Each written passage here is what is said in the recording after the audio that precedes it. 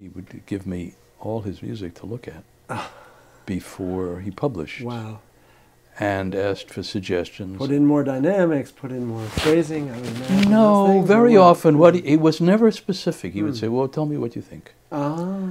And some songs I was very interested in and felt there were little things here and there that could be just inflected or tweaked a little bit here, just to improve and clarify.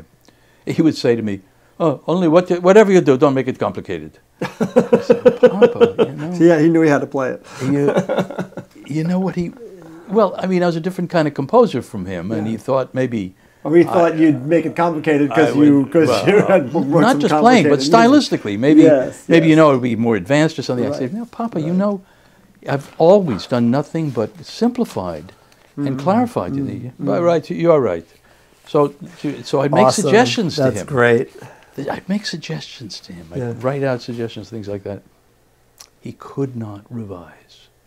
He was preternaturally unable to revise. Wow. So he'd give them back to me and says, all right, do what you want, whatever you want. So I'd make the suggestions, and that was what would be printed. And nobody could tell because they're all, I mean, it's just hand in glove in the style.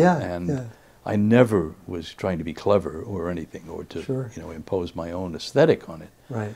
There were times when some of the voice leading was so-so, or he would get stuck in a kind of habit of a kind of quartal harmony. You know, they did with these organums, you know, in the left hand, and after a while they stopped inflecting, and so I would make little changes here and there. Cool. Never touched the form, never touched the melodic line, the vocal line, never, not a word, not a syllable, because that was, you know, he just lived for that. That was his religion. Yeah.